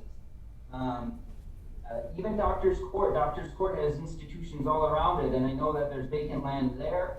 and that Aurora was interested in getting rid of some of that land. I mean, those are all things that should be presented here. Here are the things that we've looked at. Here are the possible pros, or the pros and cons of the different sites that we've looked at. Here, Planning Commission, make an informed decision. That's not what we've been presented with today. So I don't think that the commission should vote on that. That's that side. The side of it from imagining that I was living there, and yeah, none of you, nobody wants to have a 35, 38-foot tower directly next to them, and so that's a hard sell. And I get it that it's got to go somewhere. Is this the best place? I don't know. They mentioned that there's those trees, those tall trees. Some of them are junk maple trees, and so if those die, is the city going to promptly replace them? They also in the plan mentioned that the bottom 4 feet are we wouldn't want to plant small arborvitae because of the, they're only going to be 4 feet. Well, the bottom 4 foot is the visible section. I know that we planted trees along the border because we wanted to have some sort of privacy from that site.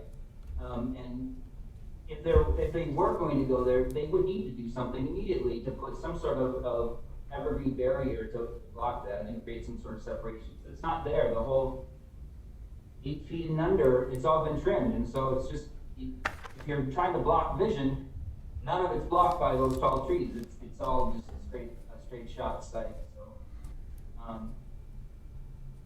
yeah, I think if the commission is going to support this sort of thing, strongly encourage them to consider if they were living right next door, what would they hope for in terms of some sort of privacy barrier or separation? Okay, thank you, Justin. Any other comments, John?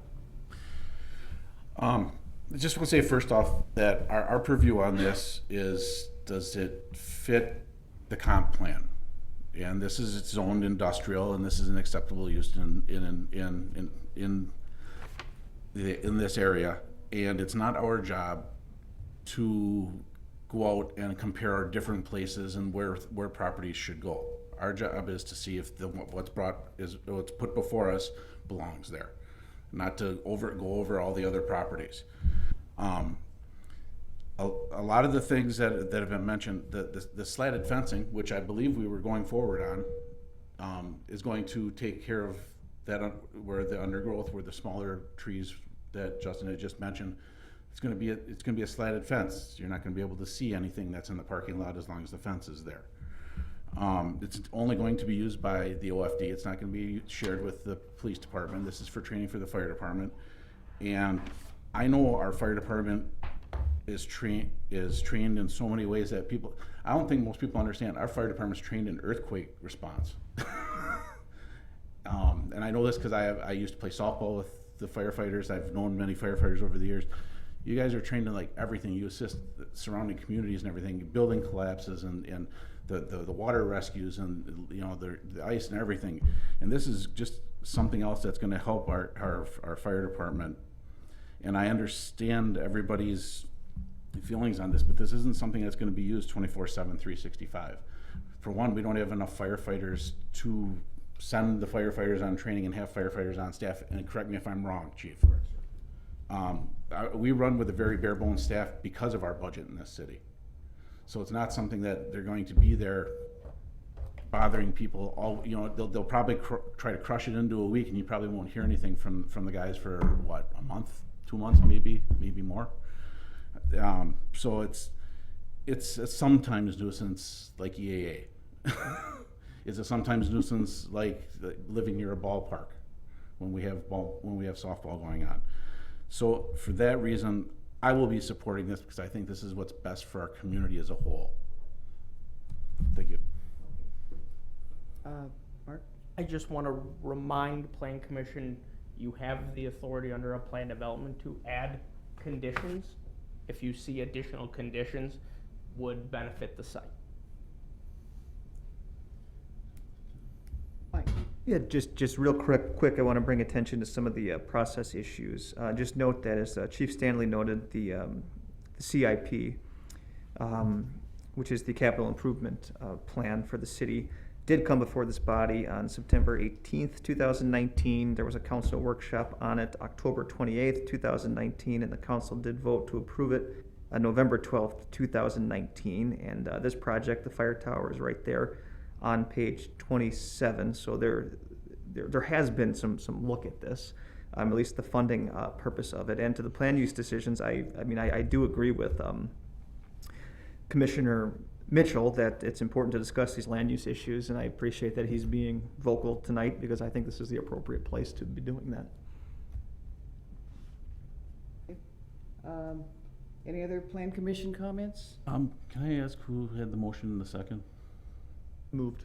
Seconded. Mr. Ford motioned, Ms. Okay. Davy was. I would ask that we would consider adding a condition for the slatted fencing to be specifically pointed out in here, so that way we know what I have we a did. question whenever it's. Just a minute, he's gonna finish his statement and then you can have a question. So that way we know for sure. We just can't hear.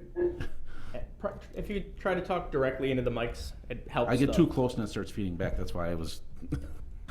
But I would, if you two would accept an amendment to include the slatted fencing as a condition, so that way we know for sure that the slatted fencing will go in, so it will block those cars when they're there for training between the groups of firefighters that come in.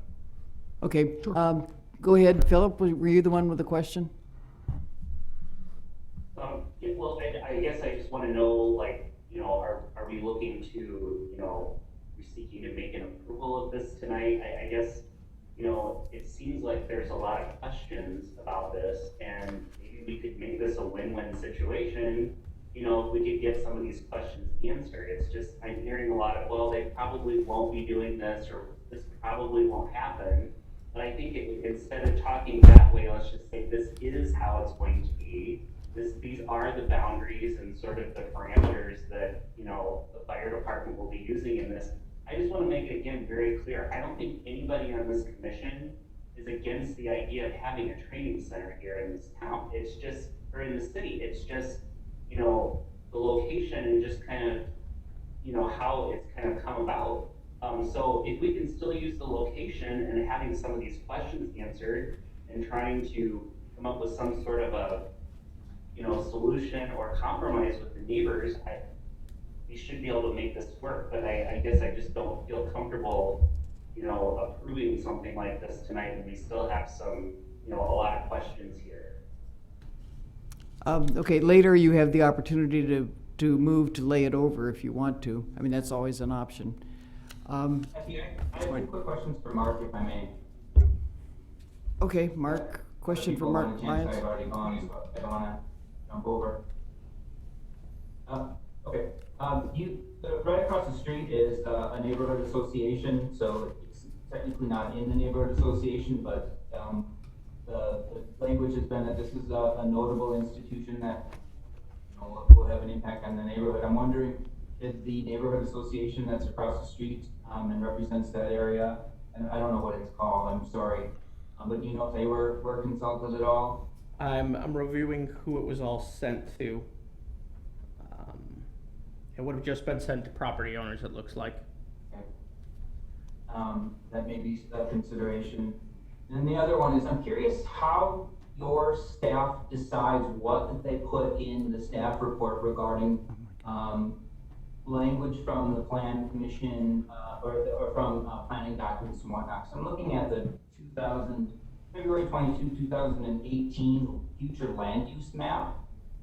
And it has this listed as, this area listed as light residential development. And so why wouldn't something like that be included in the findings? Where it says the plan development is consistent with the overall purpose and consistent with the plan, or comprehensive plan and whatnot. You'd think somewhere in there it would say, however, this contradicts the city's future land use map goals or direction that we've outlined for that particular plot. Why is that not included in this? May I retort? Is that, Again, it's a staff report. This is the staff's opinion, as we've gone over many times. The staff includes the information it feels is necessary. Is okay, your staff doesn't feel that in the land use decision referencing the future land use map goals of the city is irrelevant. So as we reference in our staff report, we evaluate, based on good planning principles, we felt it was appropriate to include the plan development.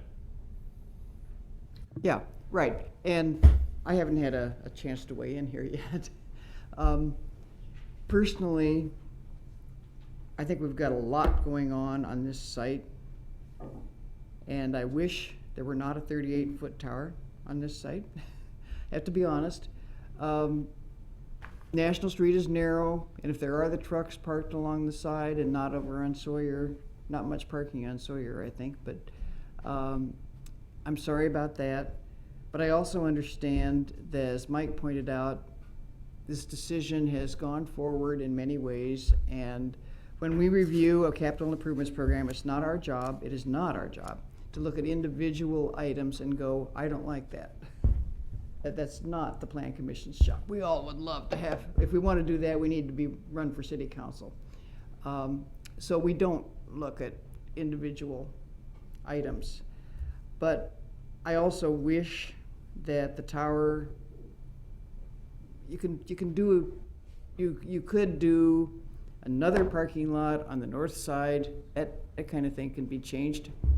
And have a tower there, but people wouldn't like it there either. I think there's apartment buildings right behind there. So I'm going to approve this reluctantly. I think it's too much going on too small a site. And if Okay, I could make one clarification, I pulled up the 2040 comprehensive plan. This parcel in the 2040 comprehensive plan is called out for community facilities, not light density residential. What page is that on, Mark? Okay, Tom. I've got the actual map. Oh. I don't have Looking the. at the February 22, 2018 map, that's the only future land use map that's provided on the Planning Services Comprehensive Plan webpage. Yeah, I'm looking at the 2040 comp plan, which is what that document is, and it calls out community facility. So in other words, there's some disagreement on what the land use of this should be, and maybe it's worth some discussion. Okay, Tom. With all respect, Yeah, I'd like to call the question. Yeah, adopted All right. October 9th. We've had Tom call the question. I think that's not debatable. It is. You can vote. You can vote it down. Does anyone have their? I didn't know I was gonna have to do this. I didn't bring my cheat sheet. I thought Robert's rules, that was it. Call to order would be a vote immediately. Sorry, I may have misunderstood. He called the question. Or called the question. Yeah, that's what he called the question. I think Yep, that's he's it. called the So it question. would be for a vote. Okay. All right, the question has been called for a vote on this item, so we'll call the roll. Question before you do that, though. Did the It's not slats and the debatable. fence, is that included? Okay. You Yes. both, that's why I asked you both. You both said yes. I just wanted to From the make sure amendment, you yeah. had that. Yeah. So this would include all Thank three, you, Margie. would include the three conditions. Kiefer, Aye. Mitchell, Abstain. Perry, Aye. Stengel, Aye. Marshall.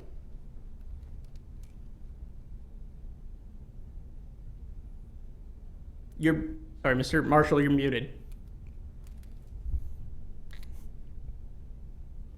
Apologize. No.